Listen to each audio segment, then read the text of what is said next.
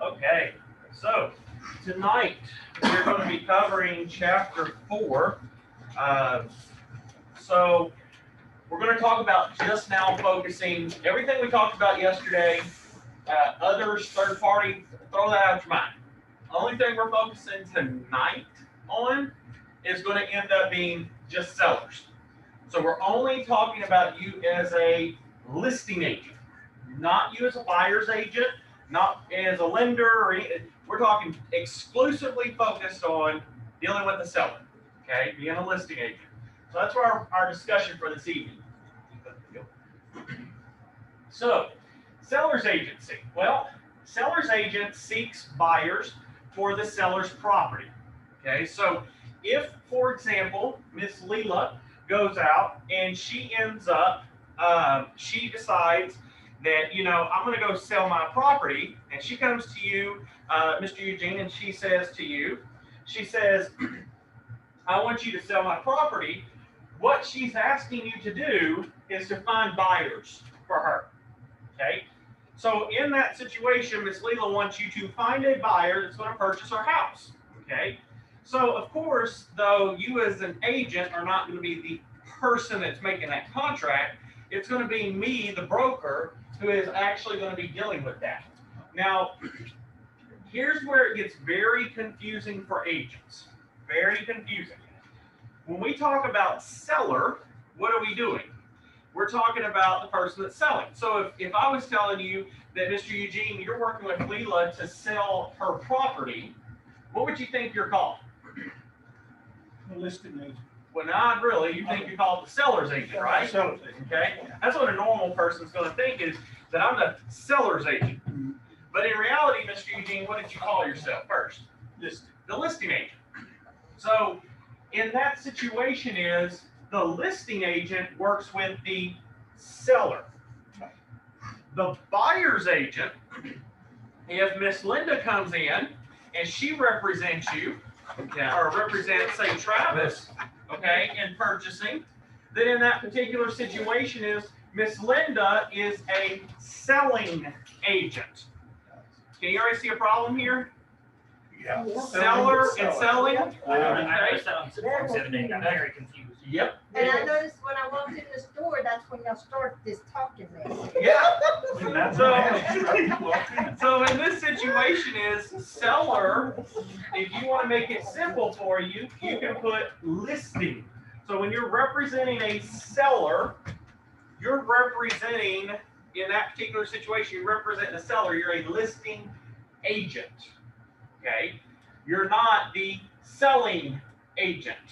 A selling agent is the buyer's agent. And yes, that gets very confusing. And like Travis said, when you're dealing with it on the MLS and you're listing a property and you're like, why won't it let me put selling agent in here? Why does it keep saying no? Because the fact is you're not the selling agent, you're the listing agent. Okay? So the selling agent, actually, I tell people this all the time. The selling agent is the one that kind of has it easy.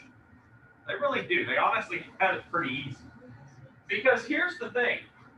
If I want to go over and I want to represent, say, or Mr. Keith. Say I want to represent Mr. Keith. Okay. Mr. Keith contacts Justin. I say, hey, Mr. Keith, how's it going? Everything going good? He's like, man, it's going good. I say, okay, well, here's some forms that I need to give you, Mr. Keith, and I need you to get all this information back to me. So, Mr. Keith, here's the stuff I need you to complete. When you finish, give it back to me. Mr. Keith completes it. I come back in. I sit down. I type it into the MLS, and I enter it. And then in that situation is I've now entered that into the MLS, and guess what ends up happening? The house is out there. Now I'll go and I'll put a sign up. And then my very next step is to what? What do y'all think? After I've put a sign up, I put the lockbox, and I put it in the MLS, what's the very next thing I should end up doing? Next thing I need to get on the books. Appraisal? No. Remember, I'm trying to find a buyer. Oh. It's called an O. It starts with an O, Aiden. Open house. An open house. I need to get an open house on the market. That's a key thing. Because people want to end up doing what? They want to come in and they want to look at the house. So, Mr. Aiden, question. Yes, sir. Have you ever bought a car before in your life? Okay. When you bought a car in your life, sir, did you just look at it from far away and be like, that's the one I want? No. That's not how this works. No.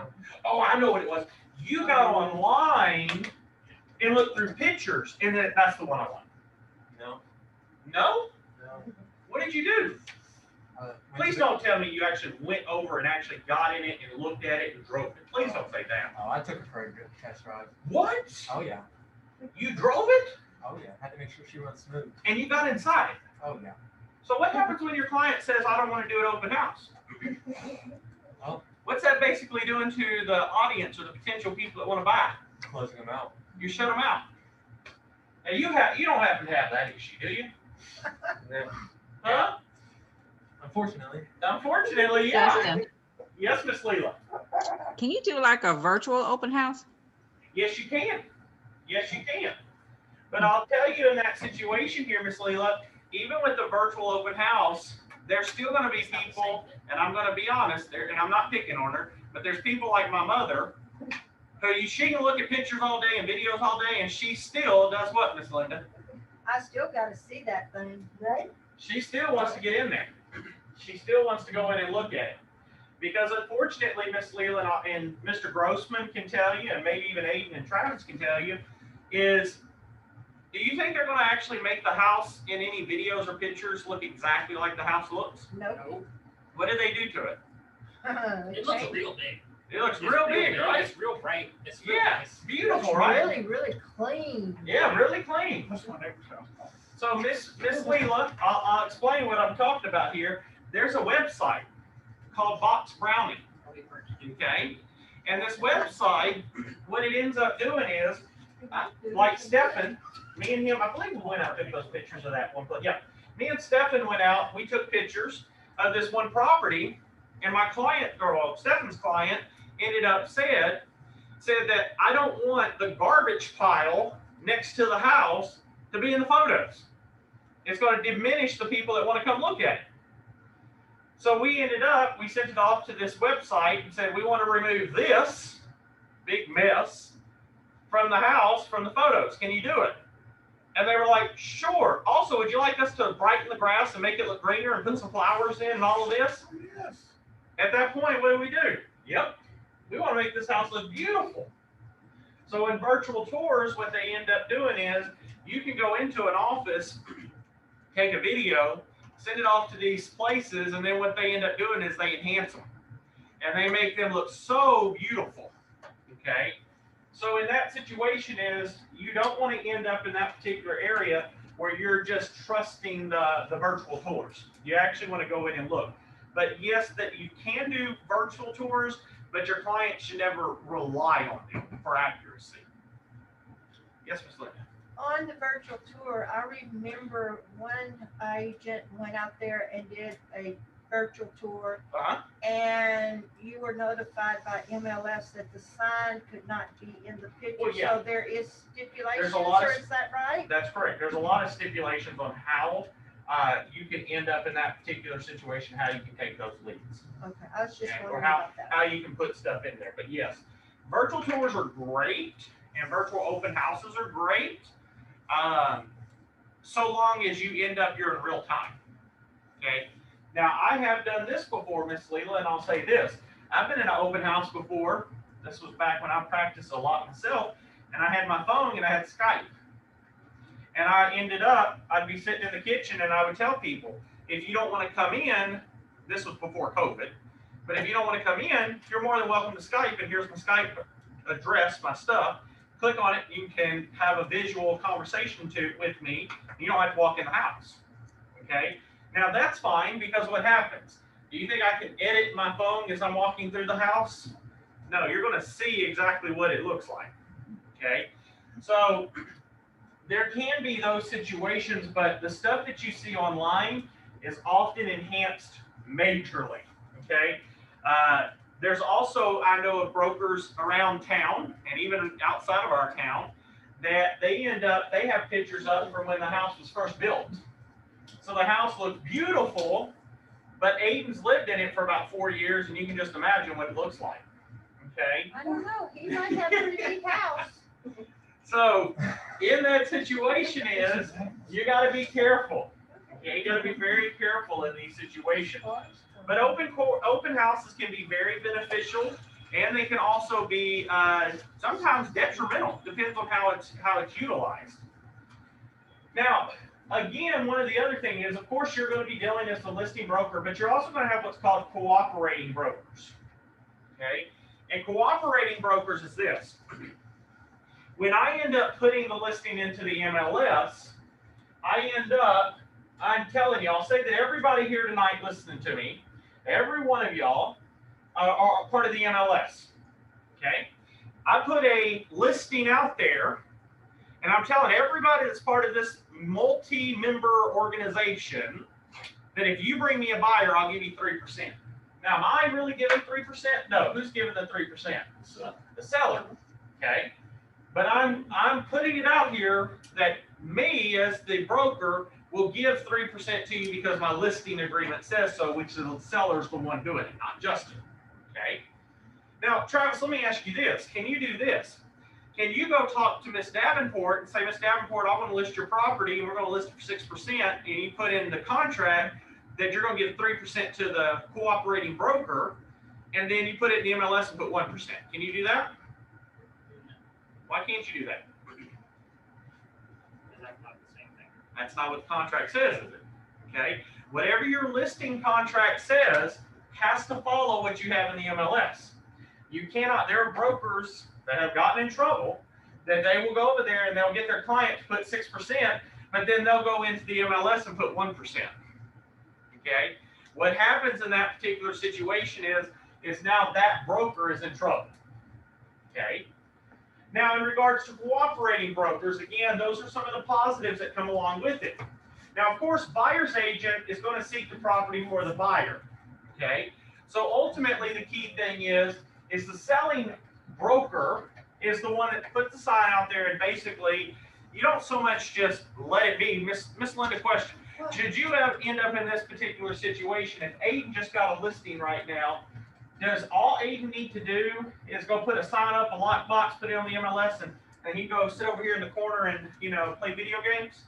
Heck no, what's his problem? Why can't he do that? That's when the work starts. You mean he can't sit over here and play video games? Nope, you better not let me see that. Uh-oh, Aiden. You better watch out, man. The new Call of Duty just came out. The new Call of Duty. That's why I sit behind it. Oh, that's right.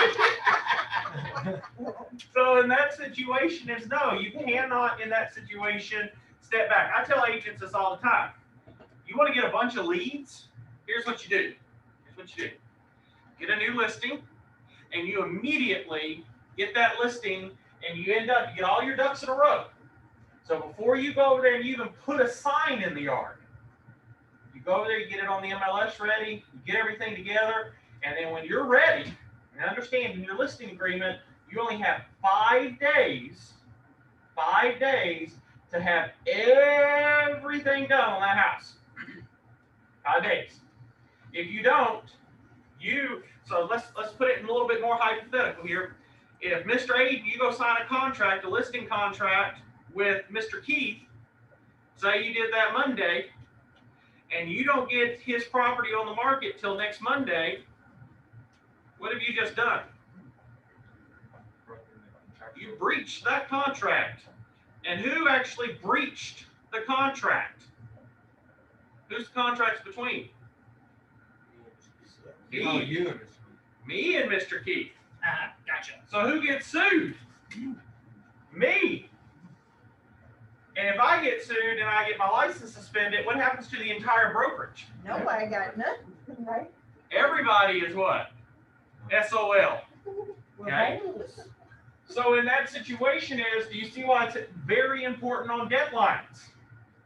Why it's very important that your broker always says, see, the term in brokerages is normally you have 3 days. So if you sign a contract with Mr. Keith, you have 3 days to get me that contract.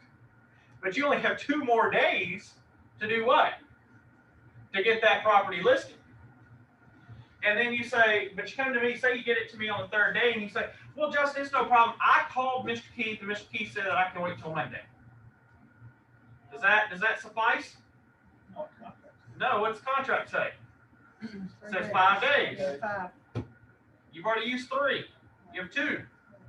Even though you and Mr. Keith talked, is that going to hold up in a court of law? Nope. What should you do, Aiden? What do you think? What's Travis doing back there? Do it again. Needs to be in what? Right. Needs to be in writing. Needs to be in writing that states that I spoke with Mr. Keith, and Mr. Keith has let me amend the contract to X amount of days. Now, I'll tell you all something. A lot of the MLSs lately are starting to come in and audit books. Because the MLS, when you're listing something, they have access to those listing contracts and sometimes buyer contracts. So they could walk in tomorrow and say, okay, Aiden, which properties do you have listed on the MLS? I got these 3. Okay, I want to see all of those listing contracts. And I want to see proof that you met all those. You got it? That's what you got to be thinking They're about. on my other computer. I gotta. Yeah, huh? That's my other computer. I got to know somewhere, right? Come back tomorrow. Uh-huh. See if I- Y'all, when it comes to audit time, they ain't worried about that. I've sat through many audits. Yep. They don't care about that. Yep. They want what they want then. Yep. And they don't waive it most of the time. We had a minor heart attack today when Linda answered the phone and I heard her say, "Hello, this is Linda," and they said, "Yes, this is so and so," and I heard her say, "Who ma'am? Texas Real Estate Commission?" And I almost jumped out of my seat. I was like, "What's the Texas Real Estate Commission calling my office for?" Because in that situation is they sometimes will. They'll call your office and they will say, "Hello, Mr. Aiden, this is such and such with Texas Real Estate Commission, and we will be conducting a field audit of your property or your office next week. We'll see you next week." And if that happens, guess what? The broker comes over and says, "I need everything that you've done, every email, everything that you got. I need them all right here, and I need it all done." And then some agents will say, "Well, I quit. I'm out of here. Deuces. I quit real estate." Well, guess what? Your name's already on it. You're still stuck in the contract no matter where you go. Okay? So in that situation is you got to keep all your stuff and you got to work in cooperation with your brokers. Okay? You got to keep up to date with it. Because if you don't have these things together and you're not keeping your documents together, what ends up happening is they can come after you. And if you don't have a complete file, I have to go back and look, but I think it's up to $2,500 for each incomplete file. And then the broker gets fined $1,000 for each one too. So they'll fine you $2,500 and then sue the broker $1,000. And if there's multiple, they can suspend the whole brokerage. So very important in those situations. That's why Miss Linda, she loves to harp on people. Not that she's mean. She's harping on you because the whole purpose is that she's got to keep us in compliance. Okay. Now, in regards to our outlines for tonight, we're going to talk about listing agreements, exclusive seller, benefits, non-exclusive, and disclosure issues. Okay. All right. So listing agreements. Put it all up here real quick. So listing agreements. This is basically your employment contract. If I go out and I meet with Mr. Colton tonight and he wants me to list his property, it's between me and Colton. And it creates what's called an expressed agency. Expressed is what I'm doing right now. Telling you. Either verbally or I write it out, I'm expressing myself. That's expressed. Implied, and like we talked about in some other classes, is my actions. If I go out and I just say, "Hey, Aiden, come on, let's go look at some properties." When we start looking at properties, and then you start telling Ms. Davenport when we get to the property, "Oh yeah, this is my agent." Even though we have no written contract, guess what? I've created an implied contract with you. Okay? So in these particular situations, we have to be able to know the differences. Also, the seller gives authority and compensation in the employment contract, which is the listing agreement. never, and they ask this question all the time on the license exam, never is the commission agreement in the contract. Never for the listing, okay? It's in the listing agreement. The broker, of course, agrees to market and place the client above themselves. We've talked about that many times. And they also, this is very key here. You got the slides or you got it wrote down, you're taking notes. I want you to write down those 3 words. Miss Linda, what does those 3 words say right there, ma'am? Ready, willing, and able. What's that mean? You better be ready to go. Well, the question is, this is how it comes down to it. Are you ready to purchase the house, Miss Linda? Yes. Are you willing to purchase the house? Yes. Are you able financially to buy the house? Yes. If those are all done, and I put a contract in, Miss Linda, guess what ends up happening? I'm owed a commission. Say that again. You're over commission. No, here's what I'm saying. Oh. Mr. Travis, you go show Miss Linda a house. She is ready to buy it. She's even willing to purchase it. And you just got notice from Miss Davenport, her lender, that she's able to purchase it. Okay? So he's okay at this situation. She's ready, willing, and able. They go under contract. And Miss Linda goes over and she ends up, decides, yeah, I don't want to buy this now. Appreciate your time, Travis. See you later. I have an idea I'm gonna be in more debt with you. Well, is that okay with you, Travis? No. No. Okay, but Stephen, so Linda, because she just didn't feel like buying the house, she leaves. She don't have to pay Travis nothing, right? That's how this works? No. Just have No. some of it. Well, do you mean she's got to actually buy the house? Yeah. She's got to buy the house. But Just- can't I say I had a sitting Nope. moment? Nope. Doesn't matter what your excuse is. If Travis produces a ready, willing, and able buyer, he is entitled to commission. Give you an example, a real life situation. We had a listing. We produced a ready, willing, and able buyer. Came in, ready, willing, and able.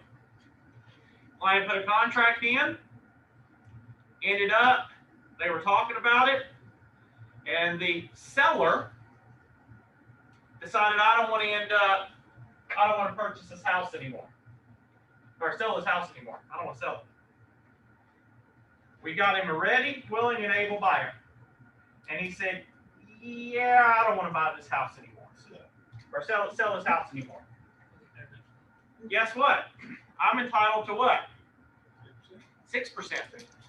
Because I represent the seller, and I also brought in a what? Ready, willing, and able buyer. If the buyer walks away, guess what? Or not the buyer, the seller walks away, the buyer or the buyer's still there, you're still owed a commission. Let me make that clear because I know I kind of bungled through that. If you are a listing agent and you bring a ready, willing, and able buyer, and the buyer tells you, Aiden, I'm not ready to sell my house now, I just changed my mind, guess what? In that particular situation, commission is still owed, period. Period. Okay? And Make the seller, right? Not the buyer, but the seller. if the seller walks away, I keep Yes. getting them always mixed up. Because normally the person that walks away is the buyer. That's why I keep getting me all the time. The buyer always walks away. But yes, there can be a chance that the seller will walk away. Okay? Now, like we talked about again here, in regards to express and implied agreements. Expressed contracts are clear and unambiguous. Okay? They are concise. They're clear. They are either written or oral, and the associates are going to be the agents of the broker. Okay? The broker represents the seller as a listing broker or an agent of the listing broker. Thus, they're a sub-agent of the seller. So in this situation, if I'm representing a seller, I'm the listing broker. But if any of you are representing somebody on my behalf, you're an agent of the listing broker. That's why you're a real estate agent. Okay. Now, implied is words or conduct. So they're usually unintended. The agreement or fees are not going to be necessary. The key thing in this situation is about this one with implied is through the actions. Through me going out and me showing a contract, that's what I tell people all the time is, it's better to get a representation contract, because with the representation contract, you at least know what your duties are. You don't have a representation contract, the world gets the decision of those duties, okay? Now, non-fiduciary duties in Texas, like we talked last night, is honesty, fairness, and competency. So in this particular situation, these are basically duties that are owed to people that are not clients, okay? We also have to provide good faith and disclosure of material facts. So, Mr. Eugene, I have to be honest and be truthful with you. I cannot conceal things from you. I cannot hide things from you. I have to, in this particular situation, I have to be honest, truthful, fair, competent, and also provide disclosure to you. Again, TREC does rule on certain rules of fairness, but remember, fairness does not mean equality. Okay? Again, like we talked about last night, you must avoid misrepresentation and false promises. Okay? You must end up avoiding any misrepresentation and or false promises. Ms. Davenport, you were with us last night. Can I use the word guarantee with the client? Should I ever use that word? Why not? I can't guarantee nothing. Client asks me all the time, can I go ahead and sell this house of mine? And I'm like, yeah, that's fine. Do you guarantee it's going to actually close? No. Mr. Grossman, can you ever guarantee anything? No, Why not? because something can always happen, Exactly. Anything can happen. and it probably will. Uh-huh. Stefan's learning the Justin method. You don't get happy until when, Stefan? All right, so closing and funding. Yeah. You got your check. When you got that check in your hand, then you can get happy. When a client calls me or an agent calls me and goes, guess what? Guess what, Mr. Nobles? Guess what? And I'm like, what's going on? What you got, Aiden? What's going on, man? And Aiden's like, I just signed $1 million contract to list a person's property. Wonderful, Aiden, but I'm not too happy yet. Well, why aren't you happy? Because it probably, knowing my luck, it's just not going to close. It's just going to sit there, and you're just going to spend a lot of time. And when something does happen good, guess what I end up doing? I'm like, holy crap, something actually happened positive for me once in my life, okay? Is that all right, Stephanie? Uh-huh. So again, in these situations, is you never go out and spend your money until you've actually funded, okay? Now, what are the types of listing agreements? Now, this is where it gets fun. Miss Linda, you ready? Not really. Oh, yeah, it's about to get fun now, Miss Linda. I'm tired. Aiden's going to teach you all this stuff here. He's going to get up here. He's going to come talk about it. Exclusive right to sell. So, Tell me about this. Sure, yeah. All right. so Mr. A, question for you, sir. What's an exclusive right to sell? Means that you're the only one that has the ability to, how do I word it? Means if they do sell in any type of way, you get paid. If they sell in any Any type type. of way, you get a paycheck. Yeah. So, but let me ask you this. So you're representing Miss Leela. Okay. Okay. And Miss Leela signs an exclusive right to sell with you. Okay. And Miss Leela goes over and her best friend, Miss Davenport, decides to come in and buy the house. So she don't need your services anymore. Do you get paid? Yep. What? You're going to charge Miss Leela when she got her own best friend to buy her house? Sure am. Man, Miss Leela, don't you use Aiden. I see. He's greedy here. But yes, in this situation is that yes, in an exclusive right to sell, you end up getting paid no matter who it is. And 99%, if you're working in residential real estate, it's going to include an exclusive right to sell. Okay? And the reason being is, and I'll explain why, and as we go through these contracts, you'll understand. But what actually happens is that, say now, Mr. Travis, you go over here and you're representing Miss Linda again. Oh, I still don't know why you haven't learned from it yet, I don't know Mr. why I Travis. don't do it, yeah. So Mr. Travis goes over and he represents Miss Linda, and he has what's called an exclusive agency. Not an exclusive right to sell, but an exclusive agency. I wouldn't do that. So he goes and he gets Miss Linda under an exclusive agency, and Miss Linda is always at every showing for some reason, Travis. Every time you show the house, Miss Linda's there. I wonder why. So every time Travis is going around showing the property, guess what ends up happening? Miss Linda is there talking to the clients. So here all of a sudden comes Miss Leela in one day and she goes, "Hey, Miss Leela, how you doing?" And they start talking up the conversation, and Travis gets busy, so he ignores it. And next thing you know, Miss Linda says, "Well, Miss Leela, girl, we need to go to lunch. Let me get your phone number. Let me write this down and everything. Thank you. Da da da. All right, Travis. Well, y'all go in and y'all have a great day. I'll talk to you later, Travis." Okay. Well, after Travis leaves, her own agent, what do you think Miss Linda does? "Hey, Miss Leela, how's it going? Hey, now that the agent's gone and everything, if you end up just putting your contract in with me and all, I'll actually, since I ain't got to pay Travis $5,000, I'll just knock it off the price. We call it a day and let's get this deal done. We'll just kick Travis out of it." That's what happens when you deal with an exclusive agency. Okay? Exclusive agency, you literally do not want to touch it because the seller can sell the property right behind your back. Okay? Open listings, if you ever are an agent, one of my agents, don't waste your time with this. An open listing's this. Mr. Eugene, you go in and you talk to Aiden and you tell Aiden, "Yeah, I want you to list my house for me." So Aiden goes over and he's like, "All right, Mr. Eugene, I've got an exclusive right to sell." And you're like, "Oh, no. I believe in more people that have access, the more chance my house is going to sell." So Aiden, here's what we're going to do. You're going to put your sign up, but also I'm going to let everybody else that's a broker in town also can put their sign up too. And whichever one of y'all bring me a buyer, that's the one that gets paid. But if I bring my own buyer, then none of y'all get nothing. That's how it's going to be.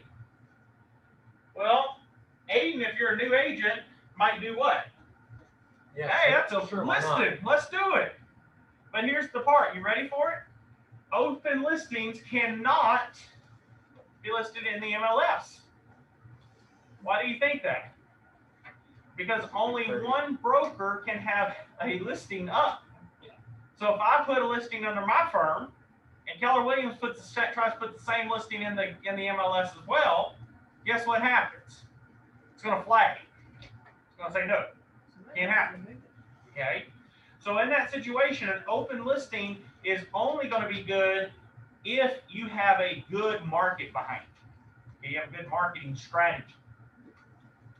Now, the lines of communication when dealing with what we call an exclusive right to sell. So of course we have our seller, and our seller is working through an exclusive right to sell. The seller works directly through the listing broker or the agent that the broker assigns to it. And then that listing broker works with the buyers. Okay?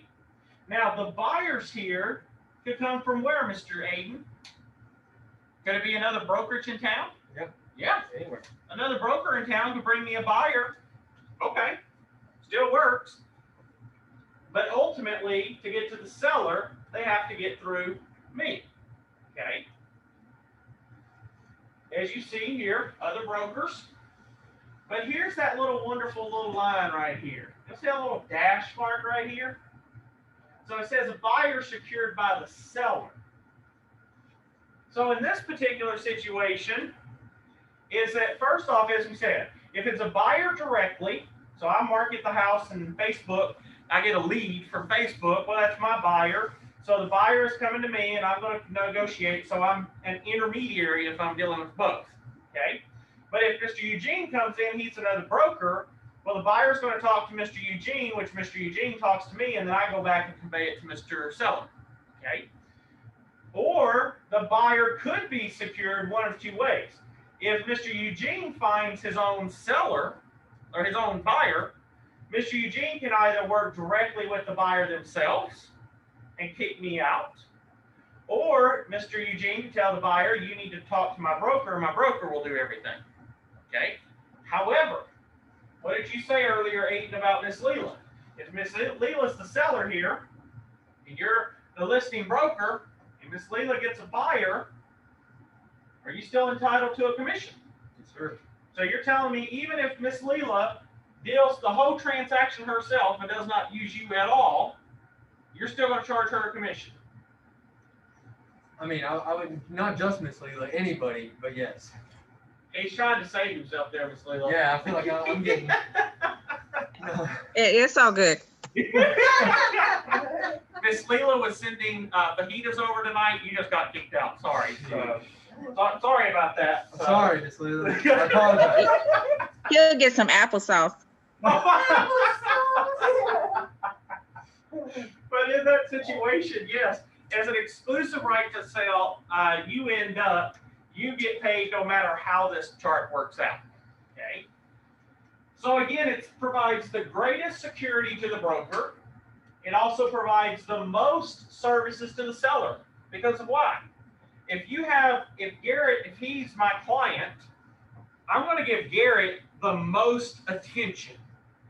I'm going to spend all my time focusing on getting Garrett's house sold, because I know no matter what, I'm getting a paycheck. So no matter what it is, I'm getting paid. So it provides Garrett with the most services that I would give, because I'm getting money no matter what. Now the broker paid if anyone, even the seller, finds that one. And again, there is the TAR form. And if you look in your textbook, which is online, it's on page 98. That is the copy of the exclusive right to sell. Okay. Now, when dealing with an agency, an exclusive agency, okay, what you want to do in this situation, again, you got your seller, and again, we have the same normal little spin here, okay? Same normal spin over here as well. But look what happens here on the last one. On the last one, if the seller procures a buyer, the seller can cut off that line between the seller and listing broker and handle the sale themselves and pay you Zippo. Zippo. So the key thing is whose benefit does it come to? It's the seller. Okay? So when a person tells me, if for example, that Garrett, being a new agent, comes into my office and tells me, says, hey, Justin, I went and visited with Mr. Jarek over here, and Mr. Jarek, he wants to do an exclusive agency because he used to be a real estate agent. What's immediately going to come to my head? Red flags. Red flags. If he was a previous agent and he's requesting an exclusive agency, what happens? He knows what's trying to happen. He wants Garrett to go over there and try to get the property out there and get Garrett to bring in buyers, so Jarek can do what?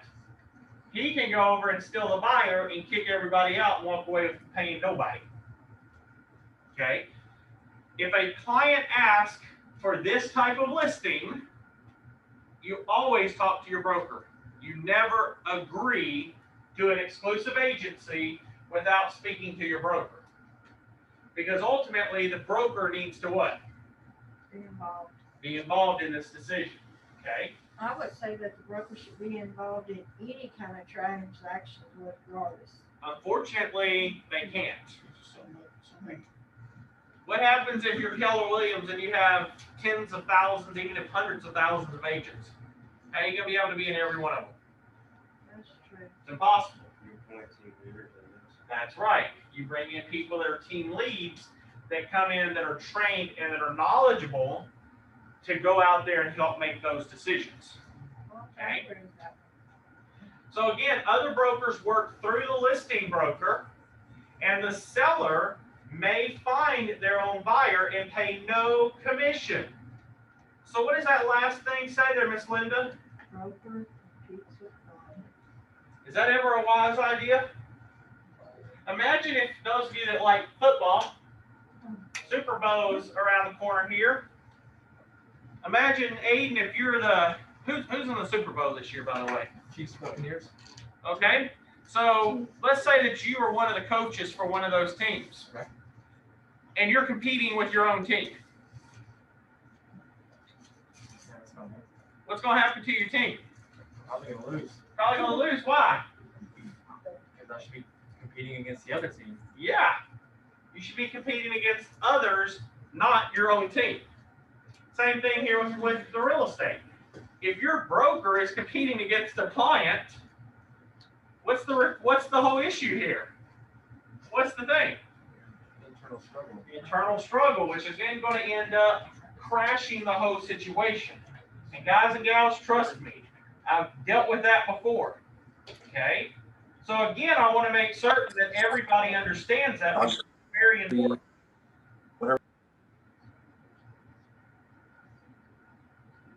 Okay? So, next thing. Lines of communication and negotiation in an open listing. The seller is going to end up dealing with, as we see here, different people. So earlier, broker B said what? Broker B was listing agent. Now we have broker A, broker B. We could put broker C, D, E, F, G, H, I, J, K. We could keep this thing going all day long. But the problem is here is, guess what?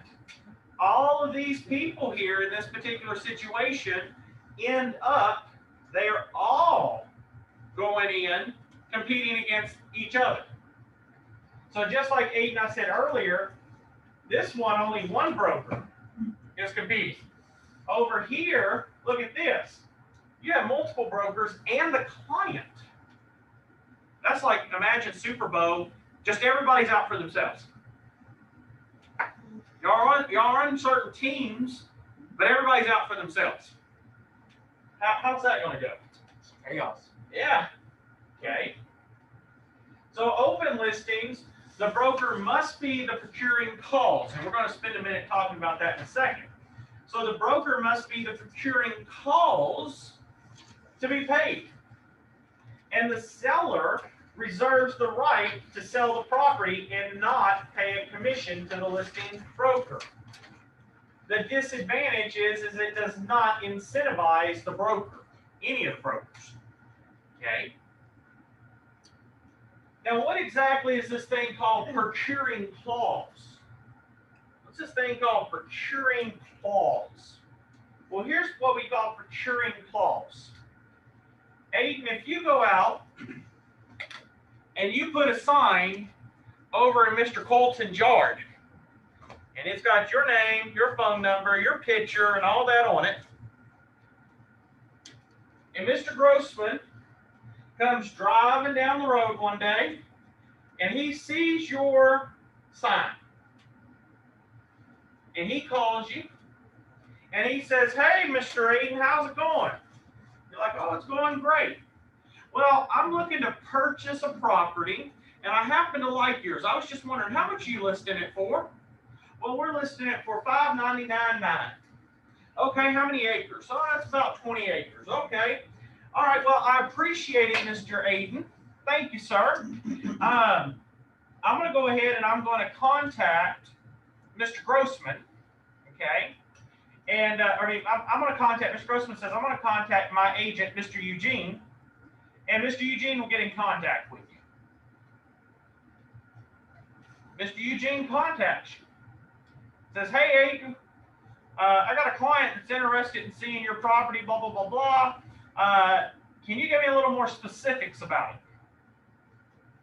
You tell the same thing you told Mr. Grossman. And then you tell Mr. Eugene, you say, well, Mr. Eugene, I got a question. What's your client's name? Well, his name is Stephen Grossman. What you going to tell him, Mr. Aiden? You're going to tell Mr. Eugene. After he tells me his client's Stephen Uh-huh. in an open listing, Oh, no. It's just in a listing altogether. I gotta tell him that I already spoke with him, that he's done. He's out of the, I've already spoke with Stephen. Sorry, gotta get out of here. That's right. If your client speaks to the other agent at all, it can be grounds for you to lose your commission because you were not the procuring cause. The only time your client should ever speak to the other agent is if you as the agent are on the phone. So what should have happened was Mr. Stephen should have contacted Mr. Eugene. Mr. Eugene should have done a three-way call with you, Mr. Aiden, and Mr. Stephen could have asked the questions he had of you while Mr. Eugene was on the phone. But if your client, and this happens, guys and gals, I'm going to tell y'all, this happens a lot more. You want to talk about the worst sick feeling that you'll ever have in your life? Is when your client calls you after they've spoken to the other agent and says, hi, Travis, this is Justin. How you doing, man? Hey, quick question. I just called Aiden, and, you know, we've been looking for about 60 homes already. Well, I called Aiden, I found one. I think this is going to work out. Can you call Aiden and schedule a showing for me? Love that look. That's exactly what you think.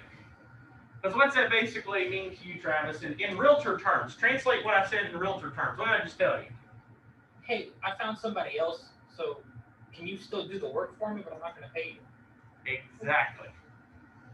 Exactly. When your client goes and thinks they are helping you, they're really in reality screwing you. And let me tell you, guys and gals, this is where it comes into that part, an extremely important part, and that's why I spend time talking about this, is procuring calls is very important. When you get a client, your first discussion with them is to do this. Don't call the other agent, period. Period. Don't you go even email them. Don't text them. Don't you talk to anybody. Anything that's real estate, you come to me. And I even myself personally will say this as well. Mr. Aiden, if you hired an attorney because you murdered somebody, okay, are you going to go over to Miss Davenport, the prosecutor, and go talk to her and try to work the deal out yourself? No. Why not? I don't know what I'm talking about. That's right. And do you think Miss Davenport's going to be really kind to you if you're a convicted murderer? I don't know. No, not at all. So in that situation is, you wouldn't do that in real life with your life, then why would you do that with your most important asset? You would. I'm the expert. Let me do my job, and you talk to me. See, a lot of times realtors do what? I mean, not realtors, clients do what? They think they're helping you, when in reality, they're shooting you in the back. Okay? And also, clients get very angry when things don't work exactly how they want it to work. And I'm going to tell you, in real estate, things don't work exactly how you want them to work. Okay? I'm sorry, and they get upset if you don't call and communicate with them. Oh, yeah. You don't communicate, that's the number one way to lose a client. You get a client, you talk to them, you say, hey, I'll get that information to you this evening, and you get it to them tomorrow, what happens, Travis? Find somebody else. I've already with somebody else. Yeah.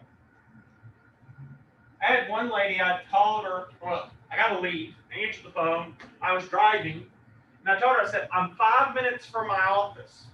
I'll be back in my office and we'll talk. Give me 5 minutes. Got back to my office, walked out the door, sat down at the chair, hit the call button. She ended up did not answer. Get a text back. Hey, thanks, Justin, for your time, but I've already talked to another agent. Appreciate it. 5 minutes. 5 minutes. Or my favorite one. Yeah, okay, yeah, I'll get all that out there. You know, we go to a listing presentation, client loves you, all of this stuff, they're in love, blah, blah, blah, blah. And he said, yeah, I'll get those signs out there. I'll get that lockbox out there. I'll have it out there. It'll be out there Friday. Comes around Monday. That sign's not there. What's going to happen to that person? Gone. Gone. So it's imperative that you understand those different situations. You promise your client something, you keep it. The number one way to lose your license is not keeping your word, not communicating. Mr. Grossman told me today, we were chit-chatting, just talking. He says, well, was it bothered? I didn't want to, it was like bothering. You feel like when you're assertive or persistent, you feel like you're bothering them sometimes. He's like, I don't want to bother them. I don't want to be to that point. Well, in real estate, you bother them. You text them. You call them. You blow their phone up. Yep. Call them consistently. I would rather a customer call me and say, hey, Mr. Nobles, Travis calls me way too much. Can you tell him not to call me so much? I'd rather hear that phone call than, hey, I haven't heard from Travis and it's been 3 weeks. I'm not saying Travis is that way. I'm just saying. They end up, they want to make certain that you're following up. And sometimes simply saying something is this. I get some agents that will say this. I'll come into the office and I'll say, hey, I'm picking on Aiden here. Hey, did you go put that sign up for blah, blah, blah place? No, I haven't put that up yet because I've been busy. Okay, been busy. Or, no, I haven't put it up because I was waiting to talk to you because I didn't know what you wanted me to do because this client happens to, me and Stephen ran into this. The client wants me to do a listing or a for sale and a lease sign. So I didn't know how you wanted me to handle that. Okay, that's fine. That's completely fine. But my next question is, did you call your client and let your client know that you're waiting on your broker? Well, no, I was waiting to talk to you. No. You need to let your client know, thank you for that information. I have to talk to my broker. He may not be able to get to me today, but I'll get back to you as soon as I can. I was telling Stephen today, you don't ever give deadlines. You don't tell a client that I'm going to be there Friday. Be there Friday. When you yourself know maybe you can't make it Friday. Best way to say it is, Ms. Davenport, if I'm listing your house and I say, all right, now, Ms. Davenport, now understand that it is Thursday today. Now, I've got to get with my broker because I got to get X, Y, and Z stuff. I would love to be out here tomorrow. But just realistically, let's shoot for next week. Is that okay with you? But I'll get it done next week. I just don't want to tell you a date and not be here. Is that cool? And most people are going to say what? She might go somewhere. See, that's good. Other people, they'd be fine with it. It just depends on the client. Now, if your client, what she just said, I love she said it. What if she tells you, you tell her, well, I'll get back out here next week. And she says, well, I need it done this week. Then what should you do? Get out there this week. Yeah. And if you know your broker said, well, I'm going to be out of town, what should you do? Give you a call or talk to you before you leave. You need to be blowing my phone up and Linda's phone and everybody else till they can get a hold to me, right? The key thing in this is, yes, most people are taught politeness. Be polite. If I call Ms. Davenport and say, hey, where are we with that contract? She says, I'm working on it. Okay, that sounds good, Ms. Davenport. When can I expect it to be done? Well, I'm working, it'll be done by 5 today. Okay, wonderful, thank you. What should I be doing at 4 o'clock? What do you think I should be doing aimed at 4 o'clock? Calling her. Hey, Miss Davenport, sorry to bug you again. Hey, where are we at with that deal you said you're going to get to me? Oh, Justin, I've been so busy. Well, Miss Davenport, I actually have already told my client, would you like me to draft up the paperwork? I can draft it up for you. I'll send it by and we'll send it back over to you. Because she may seriously be busy.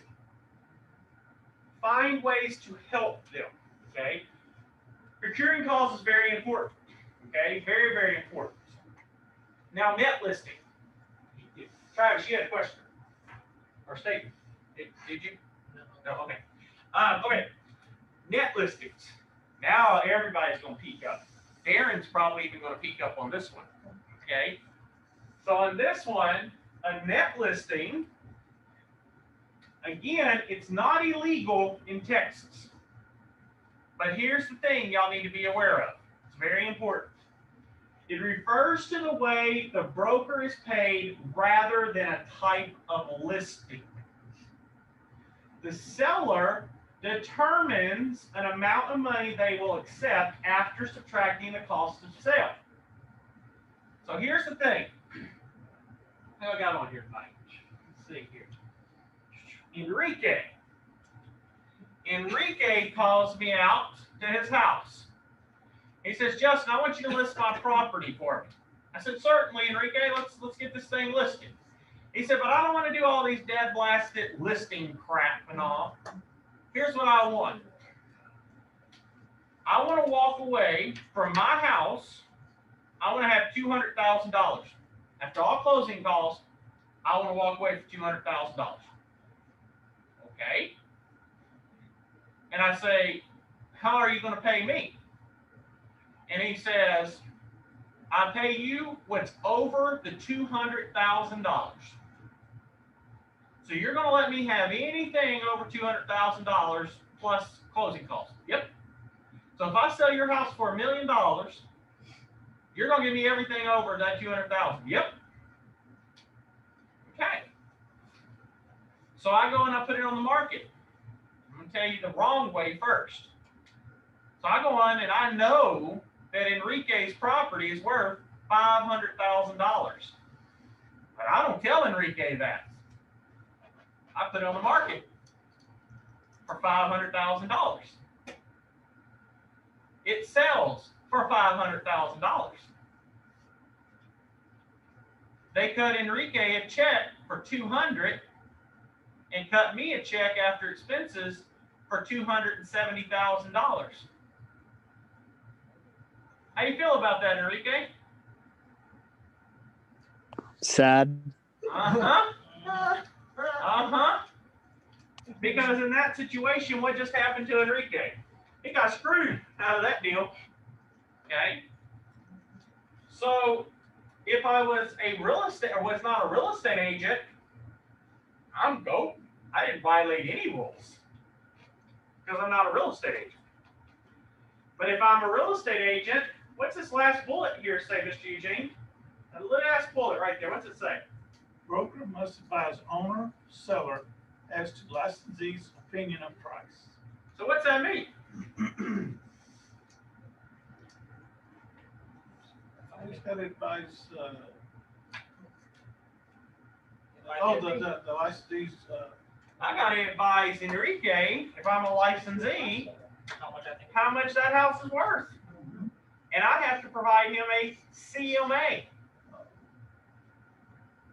So as a real estate agent, I have to go talk to Enrique and say, okay, Enrique, here is the CMA.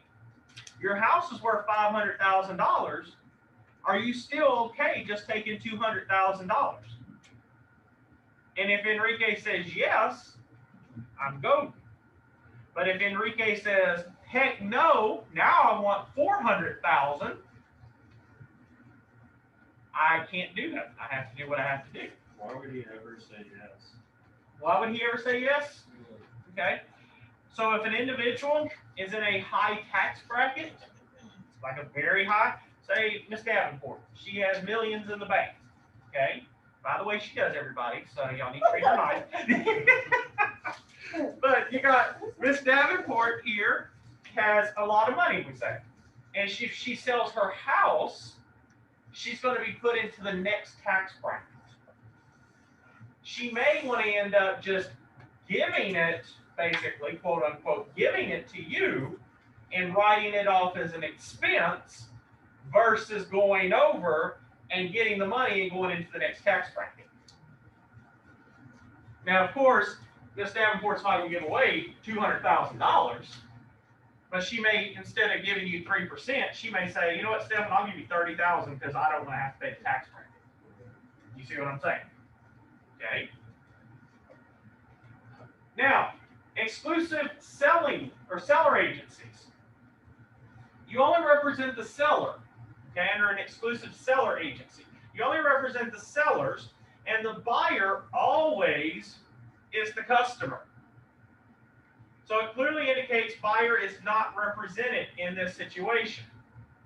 So when you're dealing with this, if I am dealing with the matter, the buyer is a customer. You have to remember this situation.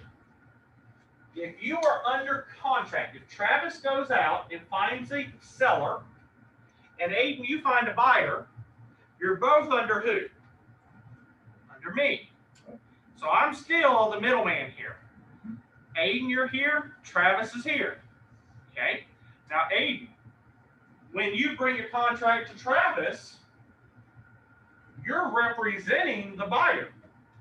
Travis is representing the seller. Is that okay? Yes. Okay. What if, however, Travis procures seller and buyer? Can you represent both parties? No, because of why? It's called dual agency. It's intermediary.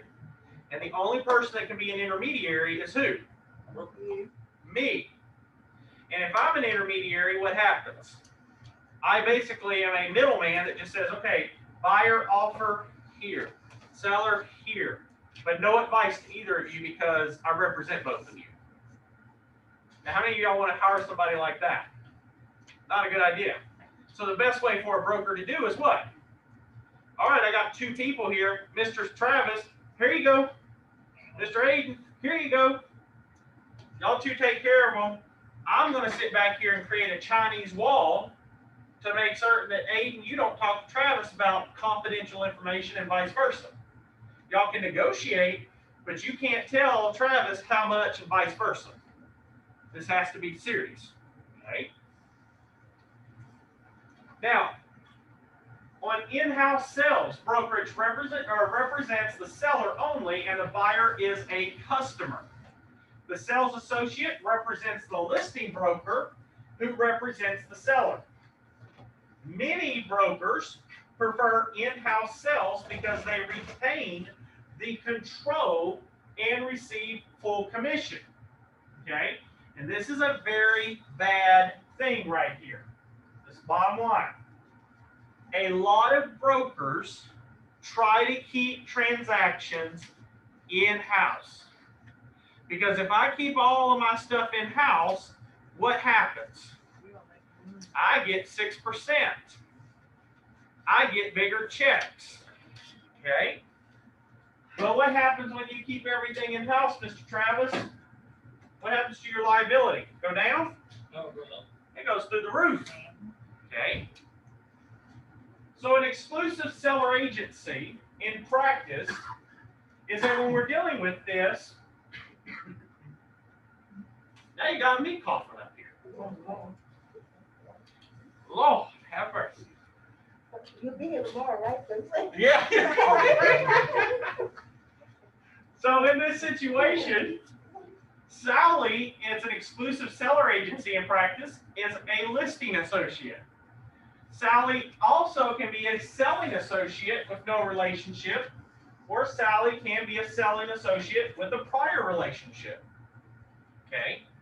But again, these are different methods. Now, what are the benefits in regards to the seller agency? Well, the benefits of the seller-landlord relationship is, number one, there's broad marketing. Okay? And we have a very large range of buyers. See, many people, they get a listing and they'll look at the listing, and if it's a $100,000 listing, they look at it and they're like, this is crap. This is crap. I ain't gonna go put a sign out here. Miss Linda, she gets a listing and she goes over and she's like, I don't want to deal with this crap hole. God, this is so much junk. I don't want to deal with this. Well, here's the thing. This is what I always learned over my time. Here's my thing. If I put a sign, Miss Linda, in that yard, and I hold an open house, who's coming? You're gonna get some leads, you're gonna get some But clients. Who's coming? People Buyers. buy. Buyers, potential buyers. Yeah. And let me tell you, here's what people don't understand. See, Miss Linda, you walk out and you see Mr. Steffen's house, and this is Mr. Steffen's house here, and you're like, man, that's a crap hole. I don't want to deal with this junker. I'd rather go deal with some other thing. Okay? So you half A it, the work on it. Kind of put it at the bottom of your barrel. You go over here, you put it to the side, and you're like, I ain't gonna deal with diligence or whatever, put it on the MLS. Well, here's the thing. Is I can say, you know what, Miss Linda, you're not doing your part, I'm gonna give it to Miss Davenport. Miss Davenport's ecstatic, and she got her a listing. So Miss Davenport goes out, she puts a sign in the front yard. She is so stoked about it, she has an open house, and guess what ends up happening? She sells that baby. No, who's going to show up at that property? We talk buyers, but who in particular is going to show up at a junky house? Two people. Low income, and who else? Exactly. Say that louder. Investors. Investors. You're going to get investors that are going to come out and see that crap pile that you see as a junk pile. They see it as a gold mine. Like Travis said last night about the stigmas. Somebody dies in a property, you don't care about it because why? Cheaper price. I go in there and buy that thing and flip it. Okay? So just because something may not be enticing does not mean that you don't look at it. I've taken junk listings, I've taken good listings, I've done them all. And I'll be honest, I prefer the junk ones. You know why? Because when I go put an open house in there or put a sign there with an open house, these investors come in, and if they're an investor, how many houses do you think they're buying, Miss Linda? I see. A lot. You get in with one investor, just one investor, you're set for the rest of your life. I'm not kidding you. Cause he's gonna take care of. One investor. Imagine if you get in with two, or three, or 10. You get in with one investor, you're set for life. Okay? Again, advice and opinions. That's some of the benefits of also representing as a selling agent. There's advice and opinions that you get to give. You can actually talk to your clients and tell them what they think. And guys and gals, I'm gonna be real honest with you. I have some of the best agents at this. I'm glad I do. But then I have some polite people. I'm messing with you. But I have some polite people. Okay? I promise you, all of you, because Aiden, I used to be you. I'm just gonna be honest. My mom always taught me, you be polite, yes sir, no sir, yes ma'am, no ma'am, blah, blah, blah, blah, blah. Okay? In business, you can't do that. No, you can't. You'll get eaten alive. Just go ahead. What happens is, in this field, in this industry, when you're giving advice to your clients, you're talking to your clients, and I go over here and I go and look at Mr. Grossman's house, and I walk in and I see dog crap once I walk into the place. Was that you, Mr. Travis, that went, or was that you, Stephanie? That was good progress. Did you, Travis, that went with Miss Peggy? No. No, it was Brian. I think, yeah, you think you're right. One of the guys went with one of my older agents. It was Brian. Yes, you're right. You are right. Went out to a property, walked into a property, and ended up They opened the front door to meet the client, and there was dog crap throughout the whole house. Right. Not cleaned up, just been sitting there. There was, basically it was a hoarder's house, we'll just put it that way. And that agent at the point had told me, said, I don't want to deal with that house. That's junk house. And I said, okay, what exactly was wrong with it? They told me everything that was wrong with it. And I said, all right, did you talk to the client about it? No, I was too scared to. No. Ms. Davenport, have you ever heard this word or these words before? A come to Jesus talk? Yep. What's that mean, Ms. Davenport, when we have a come to Jesus talk? Talking about Jesus. Yeah.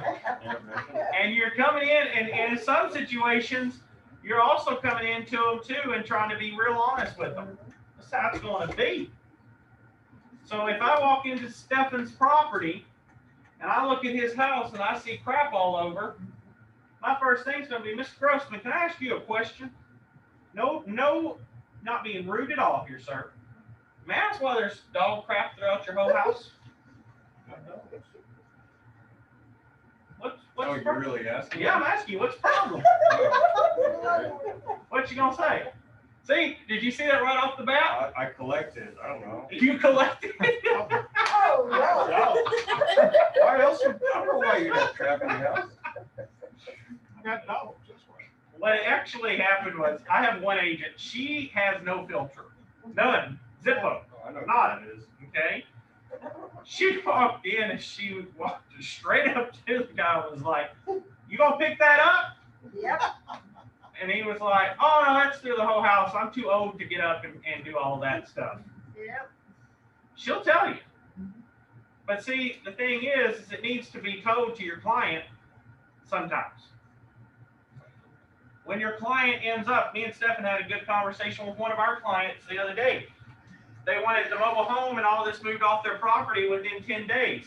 What did we have to do, Stefan? We called them and said what? Are you sure? That we can get it out in 10 days, otherwise you're gonna get sued. Yeah. Because this client told me this. Day one, about, what was it, a year ago almost? That we represented that one? It's been a while. It's been a while, almost a year. She told me the first time we went out there, I'll have that mobile home and all off that property in the next week. Next week. Where's that mobile home, Stephen? It's on the property. Where's all the stuff? Has it been moved off? It's all still on the property. It's all still there. It's all still there. So again, sometimes you have to give advice and opinions. Mr. Aiden and Miss Linda got to go out the other day. And Mr. Darren, I don't know if you're interested or not, but she's got a fire truck if you'd like to buy one. A boat? And a boat, too. So, I mean, PM me pictures later. You know I'm a hustler.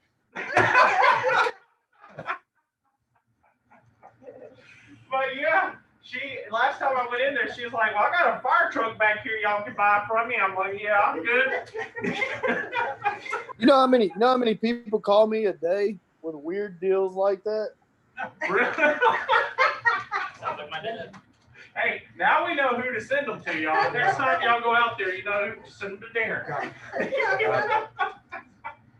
Yeah, I'm like, I'll paint your car for your shed. Oh my gosh, I actually should probably go buy that fire truck and put our logo on it and we just drive around. I'm all in. So, but yeah, you do get these random things that come through, y'all. I mean, you do get to deal with advice and opinions, contract negotiations, confidentiality. All of these are very key. Okay, they're very key. Again, also better understanding the circumstances. A lot of times people get bad news and they quickly what? They get worked up. You as an agent need to help them get up there, but then do what immediately? Pull them back down. Let them work themselves up. Let them get it out of them. But also they have to know what? This is the key thing that newer agents mess up on. is this situation. I'm picking on Aiden again, but he did not do this. Aiden goes and he finds some bad news out that he's about to end up, he's about to be, his client about to lose a house. Aiden calls his client, tells his client, hey, Travis, you're about to lose your house, man. Just want to let you know. What? Immediately, Travis is through the roof. And then he starts going off, Aiden, at you. And then he starts asking, what happened? Why? When? Why? Who? What? Where? Why? Who? What? Why? And what do you do, Aiden? What happens? What would you do if somebody's over there yelling at you? What do most people do? Sorry. Man, I just work here. I don't know. Yeah, just working. Most of the time it is they freeze. They freeze. Travis is here yelling on the phone, Aiden freezes. And he's still going off. Well, every minute that Travis doesn't hear what he wants to hear, what happens? He gets angrier and angrier and angrier until he starts calling you incompetent and stupid and blah, blah, blah, blah. Here's what you do. You never call your client until you have a what? A solution. That's right. Explanation, solution. See, some people want to immediately, they find out the bad news and they're like, well, let me call that person right away. Has to be found on that. You do that, what happens? You don't stir the pot even more. Well, now you're sitting there like I said with Aiden. You're frozen and Travis is screaming and hollering in your ear. Okay? If Travis is about to lose his house, you need to find that out, get the anger out of you first, and try to find a solution. And then you call that agent back and you tell that agent, hey, what if I give up some of my commission? Or what if I do this? Or what if I do that? Whatever we have to do to get this deal closed. What if we do that? Would you do it?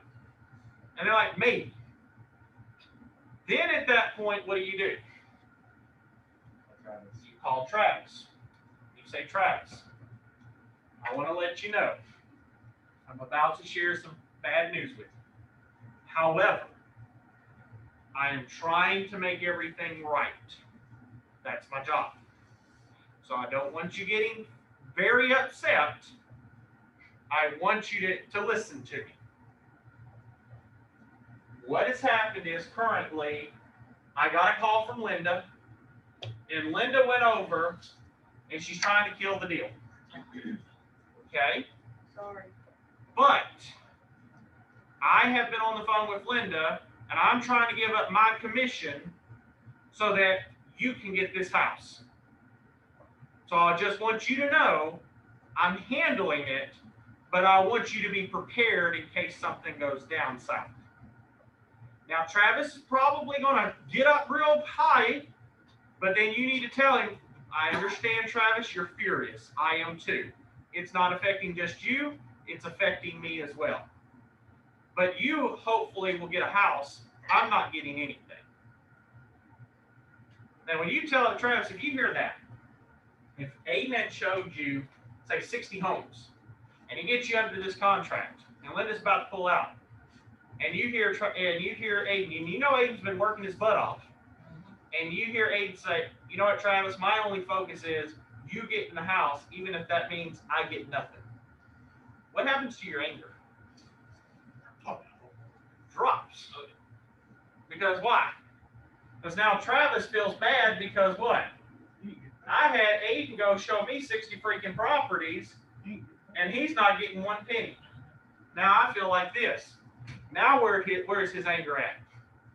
It's directed to who? To Linda. Not at you anymore. It's now Linda. And that's where it should be in that situation. Because who's trying to kill the deal? Linda.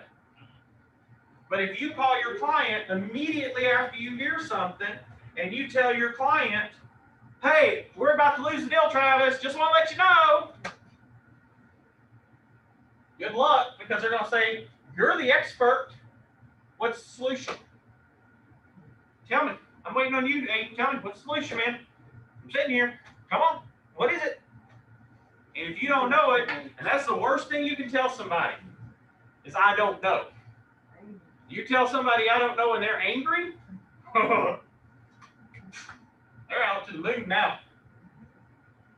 And then they're hanging up on you, immediately calling their lawyer because you're incompetent. Okay? You have to be honest with them. You have to be prepared. You have to know the right words you said, like we talked about last night, Stephen. We're talking about you're all on the right path, but your words are incorrect. You're on the same road with me, but you're going this way and I'm going this way. Okay? You always have a solution. So again, it helps better understand circumstances. It's also an incentive to the market. Okay? There also is no conflict of loyalties. Everybody's loyal to each other. It's limited liability for the acts of the buyer's broker, and it's most familiar to the public. So in this situation, the options for representing sellers. You have the exclusive seller representation. You have the non-exclusive seller representation. You also have what's called the cooperative sale. You have intermediary agency. Now we've talked about the exclusive seller representation, which is where we're 100% exclusive. The non-exclusive is like your net and open listings. Your cooperative sales is where we're selling on the MLS. And the intermediary is where your broker is representing, they're the middle and they're basically helping their agents represent. Now this is where it's getting fun. They always put the hardest stuff at the end of the class because half of y'all are already just sleeping. Okay? They put the hardest stuff at the end. Here's the stuff. Yeah, what'd you say? We're almost done. We're getting there, guys and gals. We're getting there. Okay? Sub-agency is very important, and this is where people get this confused all the time. Sub-agency is where there is a cooperative sale with the buyer agent or the sub-agent. Okay? Remember I said last class or a couple of classes ago, I said if you do not have a buyer's representation, who then do you owe your duty to? To the seller.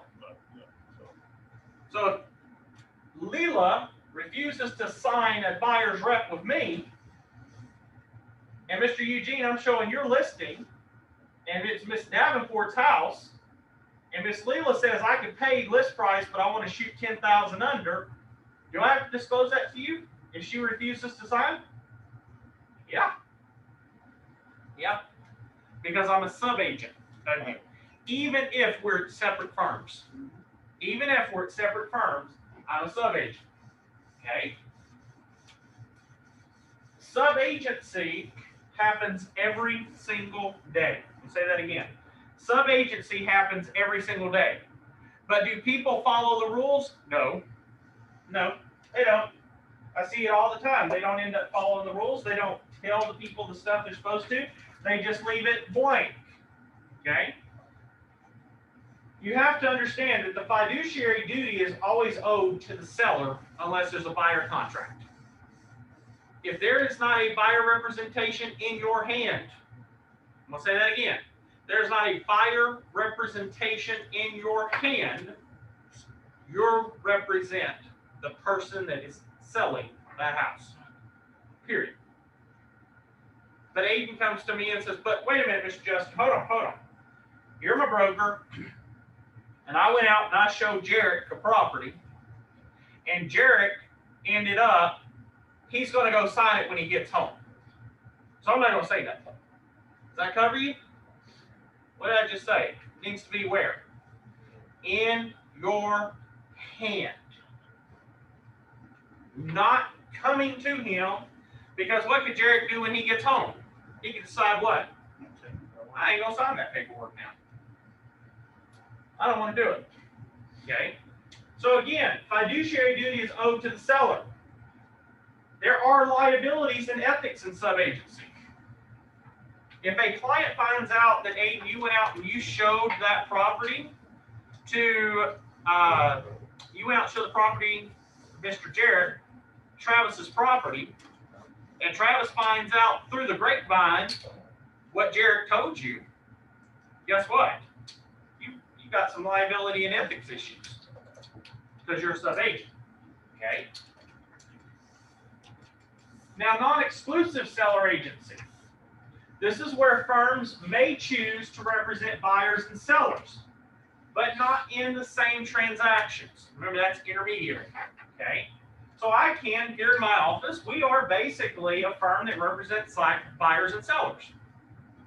But we don't represent them, we try not to represent them to the best of our ability in the same transaction, unless the parties agree and put it in writing, okay? Now, we'll show the buyer client other brokers' listings, and it usually shows the buyer in-house listings first as the agent for the seller, though. Why do we try to show in-house listings first? Why do we do that? More money. 80% of 6% is less than 3% of, or 80% of 3%. Is that right, Aiden?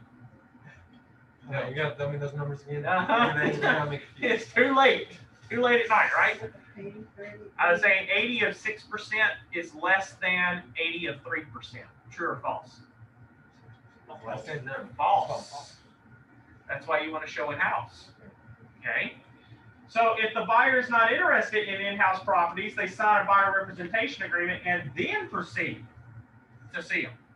So when you go, and this is what a lot of people don't know. A lot of people don't know this.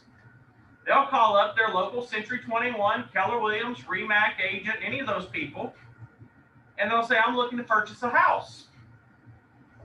And they'll say, okay, come on in here, Miss Davenport. We're Keller Williams, Century 21, any of the big ones. Come on in here.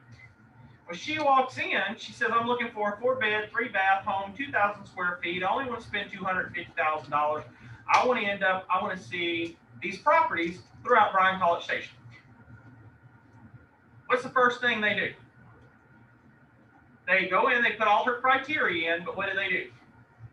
They only choose their listings.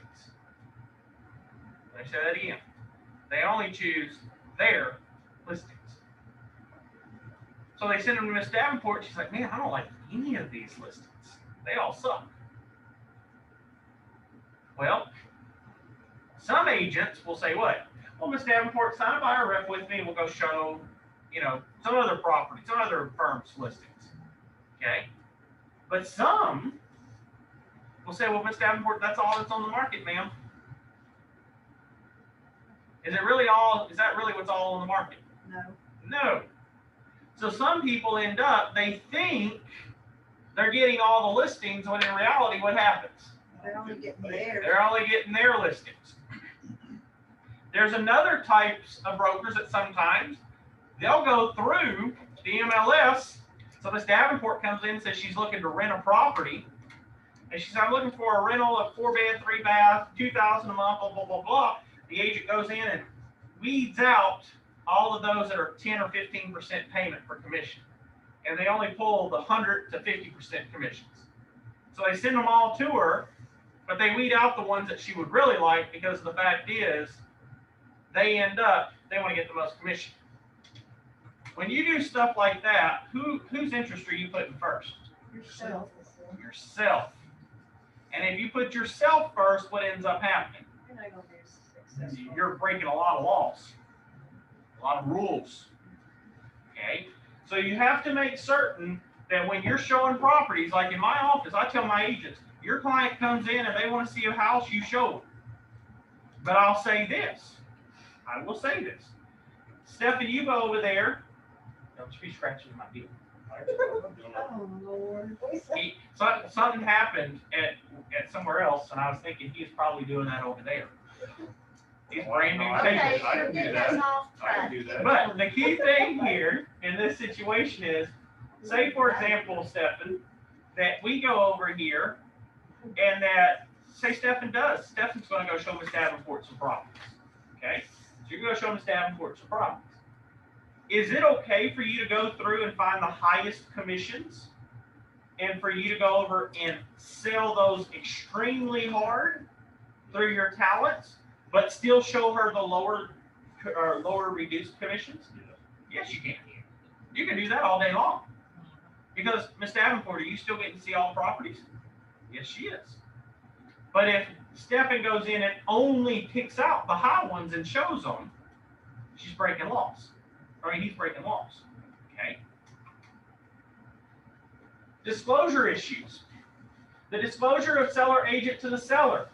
Again, there are certain discussions that have to be provided. The listing agent must provide the normal information about brokerage services. The listing agent must inform the seller of any general company policies, what the role of a buyer's agent is. There could possibly be intermediary, commission splitting, opinion of price, and compensation of other parties. If you're familiar with the TAR form, the listing contract, all of these are included. Okay, all those are included for you. The brokerage also represents the seller and not the buyer. The listing agent provides TRAILA, or the information about brokerage services, to unrepresented buyer at the first substantive dialogue. They cannot provide the buyer with advice that is adverse to the seller's negotiating position. Will always be working for the seller's best interest. Must disclose all material conditions of the property and will not disclose the seller's motivation. So, again, our key points, I kind of want to skip through this because I want to get to the main point. So the key points basically are shown here. Y'all can read through those. I want to jump over here while I have time to the discussion questions. That's where I want to focus on. So, my first question tonight is going to go to, let's see here. Let me get over here. Mr. Colton.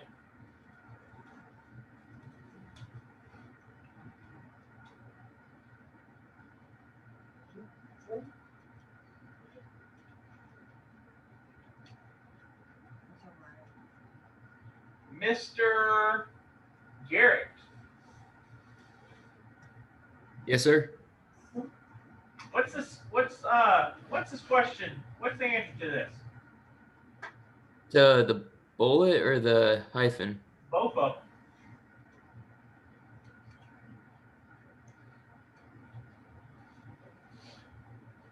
If for the first one,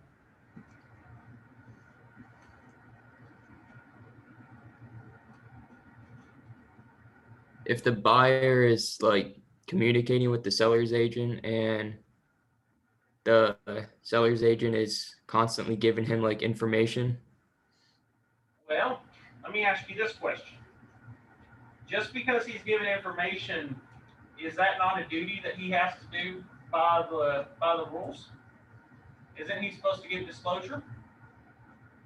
Yes. Uh-huh. So let me help you. I'm gonna help you out here, Garrett. So this first one here, in what situation could a buyer begin to feel that the seller's agent is also representing the buyer? Well, y'all want to know what it is? The situation is this, is if the seller's agent is going over there giving advice or advising that buyer. So for example, give you a better situation. Miss Linda goes, she's representing Travis. She gets Travis under contract, okay? And Travis tells Miss Linda, hey, Miss Linda, I could sell my house for $900,000, but I want to list it for $1 million. And Miss Linda says, certainly, Travis, I'll put it on the market for $1 million. And after she walks away, she goes over to Miss Leela, tells Miss Leela, girl, let me tell you something. I just went over here and I found the perfect house for you. This house over here, it's listed at $1 million, but the guy told me he'll accept $900,000. Whose interest you got in mind, Miss Linda? You got Mr. Travis's in mind? Why not? I'm looking for the person She wasn't allowed. with the money that speaks. Right? But if he gets $1 million, you make a lot of money. She makes more. She gets 6%. That's right. So in this situation, or the hypothetical we have, what you got to be careful with in this situation is that you've got to make certain that once you list a property and you're told confidential information, you don't go out and end up go over and tell people what you're told. That's confidentiality. Okay? Nor, I've had an agent do this before, and I had to chew some people out. Come to find out, agent lists a property, and then ends up, she gets offers, and then she goes back to her client and tells her client, you're way overpriced, you need to accept this offer.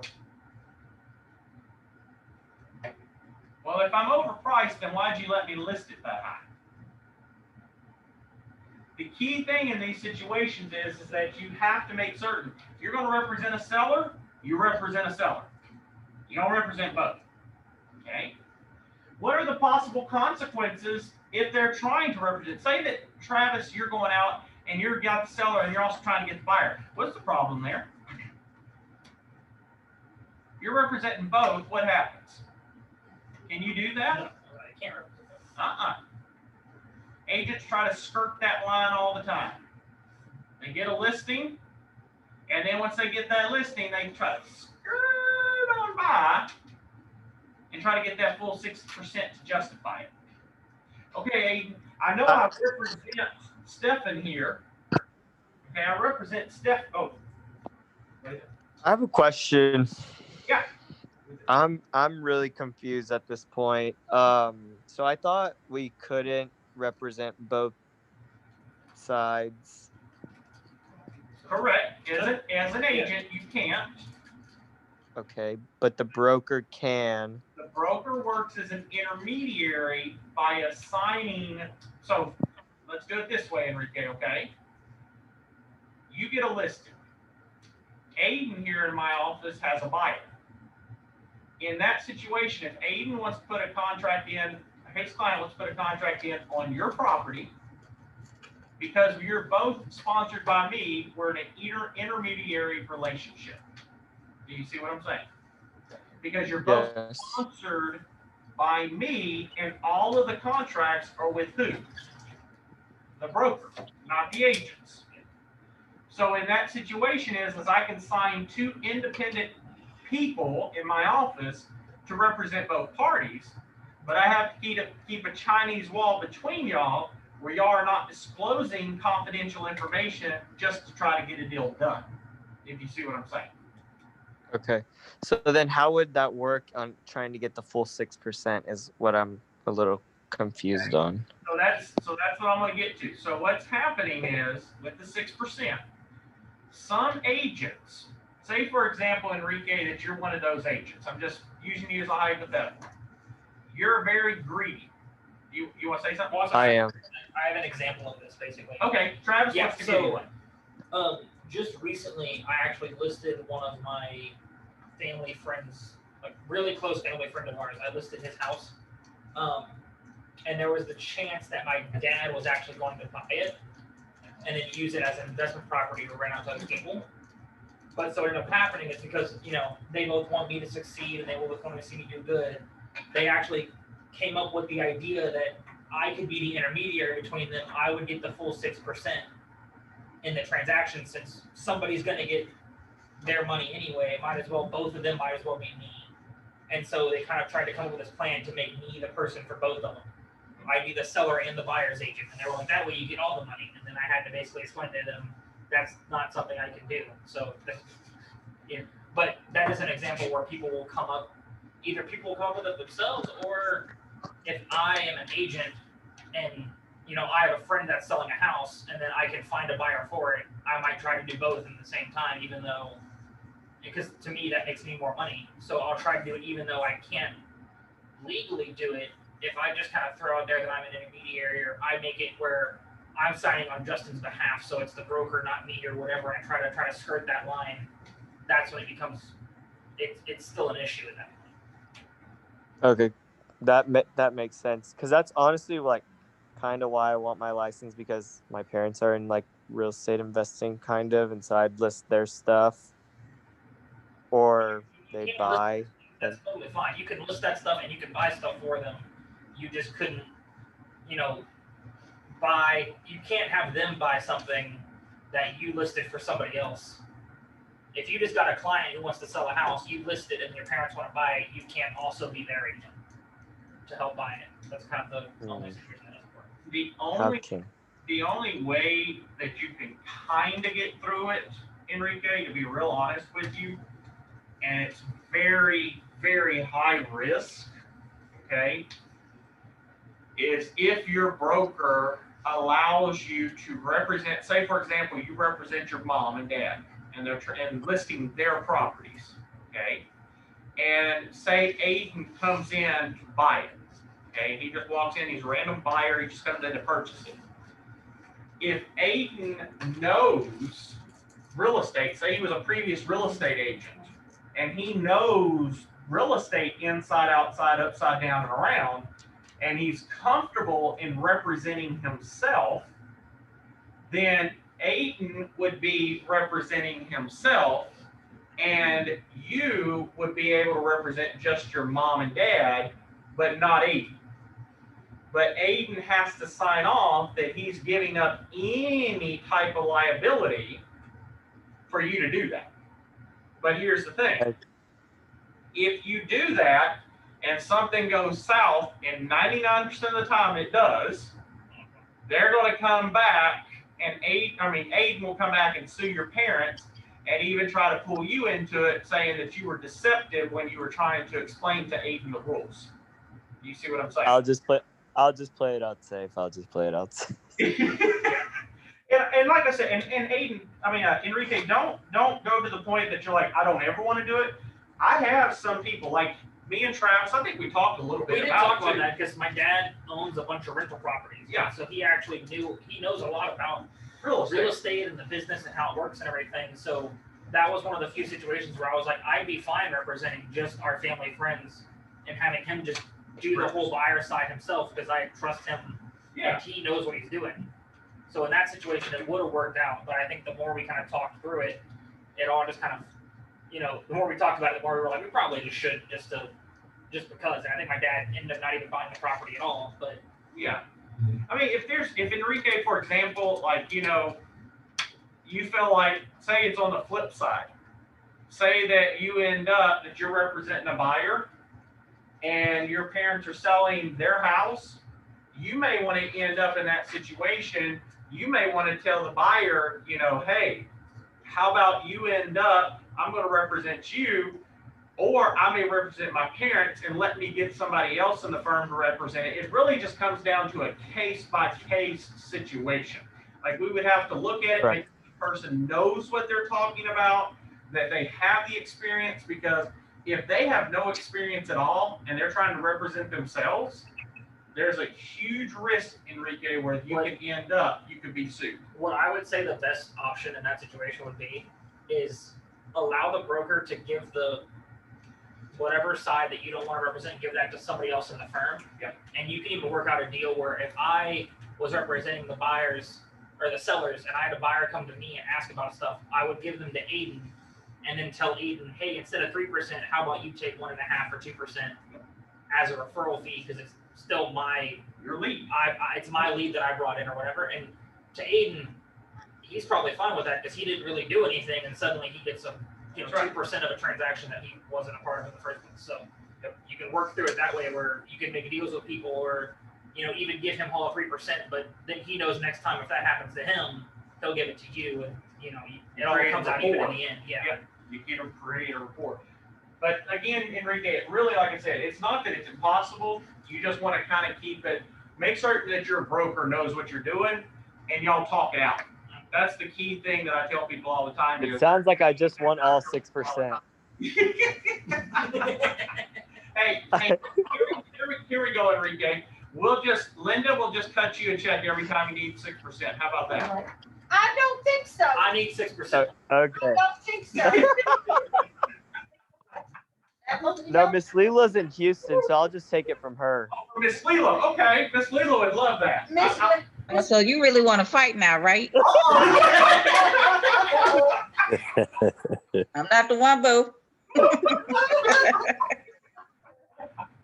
Oh my goodness, y'all. But no, so again, like I said, it really comes down to, you know, what you're trying to accomplish. I mean, we all want to make 6%. Don't get me wrong, we all do. But So nice. it is. I mean, it is. And I've closed a few where I knew that the person purchasing knew their stuff, and they told me straight up, I don't want any commission. I just want the house. So you can have all 6. And you'll run into that sometimes. You'll run into a buyer that will call you up when you're listening. You're like, I don't want any of your money. You can have all 6%. I'm representing myself. You represent your seller. Let's just get the deal done. And if you come in my office and you tell me that, and that person's willing to put it in writing, I'm going to be like, go for it, Enrique. You go for it. Okay. But if the person is, you're just trying to skirt around and trying to be shady, that's where we're going to have a problem. So, but again, I mean, most of the time, most agents are not shady, but it does happen. Okay. Let's see here. Mr. Aiden, what is the best way to handle the situation of selling your own listing to a buyer with whom you've had many prior business relationships?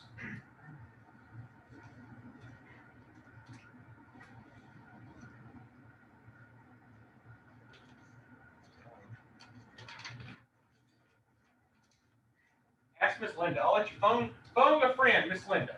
No, Miss Linda's dead tonight. Miss Linda won't help you, man. Wasn't she supposed to always be there for It's y'all? just like every day at work, isn't it? Right? Oh, got him. There we go. Travis, I tell you, you wait till tomorrow. So the key thing here, Aiden, I'll help you out here because everybody's ready to go home, good to bed. If for example, say Miss Davenport, she's bought a lot of houses from me over the years. Me and Miss Davenport have had many different conversations. We probably became great friends. We know about each other. She knows my strengths, my weaknesses, all that. First off, should I represent Miss Davenport in purchasing my house? You're representing your own listing. It's my own house, To Ms. Davenport. and I'm trying to represent her to buy my listing, my own home. Should I do that? Uh-huh. No. No, No, because is there a conflict of interest? Yeah. Huge conflict of interest. Yeah. So what should happen? It's in the best interest. Something like that should not even stay in the firm. That is one of those situations where you would tell Ms. Davenport she needs to seek outside representation just because of the fact what happens. There can be undue burden. Now I'm talking about as if I'm a broker. Now as a sales agent, if you're selling your listing and you've been representing Ms. Davenport, then the situation is Ms. Davenport would need to be assigned to somebody else that's in the firm. And normally it's the most aggressive person in the firm. Because the fact is, they're going to look out for her interest and not your interest. Does that make sense? but I'm sorry, but wouldn't you, at that time, wouldn't that have to be where the broker is brought in Of and course the broker. discussed, and then Yes. the broker will make that decision Yes. on who the next Yes. agent would be? And I've had a situation like this before. That's the key. That's the answer to every single question is ask Justin. That's right. Every time. Yeah, it's just Justin's you don't not always know- going to be if you here. don't know, just ask your broker or another agent. Yeah. Just ask around. The key thing here is this situation is number one, and I've had a situation like this in my office before. Agent was selling a property.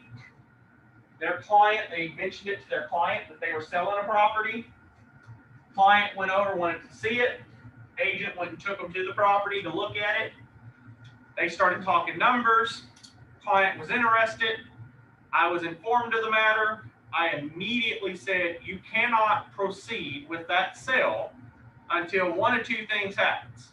Either that client signs away their right to representation, and they have been advised by me that they need to get representation, and it's important they get representation, or they need to be assigned to another agent in the office. But I also explained to them that everything you just told in this situation, we'll say Aiden, you've now placed yourself at an undue advantage. You put Aiden where he now knows what your top dollar is and bottom dollar. It is best practice that you shy away from this area. If Miss Davenport wants to buy your house, Aiden, you need to explain to Miss Davenport that there's too much liability. And this probably would be even a very good spot to bring an attorney in too. And have an attorney involved in the matter. Okay? Because an attorney could come in and basically talk to them and discuss those things. Okay? Last question. Let's see. Mr. Grossman. Of course. What should the listing broker say when the buyer asks the common question? How low will the seller go? Okay, here we go. I'm gonna come out to you right now. I'm a buyer. And you got your listing. You ready? That you wanted the listings you got. So, question: how low will your seller go? I'm not allowed to disclose that information to you. Well, it doesn't matter. You can tell me. No, that's confidential. No, it's okay. You can tell me. I can't tell you. Come on, you can tell me. I just said I can't tell you. You can tell me. I can't. Okay, how about we play hypothetical here? How about hypothetically you're not an agent right now and I'm not a buyer right now, and hypothetically we're going through, how much would they go? Then hypothetically, I could get sued. Well, you're not gonna tell me? No, I'm not gonna tell you. Miss Linda, how much are they gonna take? That's the Well, thing. you don't understand the in or the out. That's right. According to the sheet I see here, I Yeah. can read 540. That's it. Exactly. You don't, no matter how much, and I promise you guys and gals, Mr. Travis, how many times did you hear that probably today in your showing? Quite a bit. Quite a bit, right? So in that situation is, we don't know. Let's submit an offer. Let's see how low they'll go. That's your best answer. I love when they ask the buying agent because then you're just like, I don't even know who they are. I Exactly. don't even know. I don't have no if it's a idea. person Or a company. I don't even know who owns this place. Exactly. I have no idea. Okay. All right. So that ends our lecture for tonight. I know we went over just a little bit, but again, that ends our lecture. Steph, I'm going to have to stop our recording.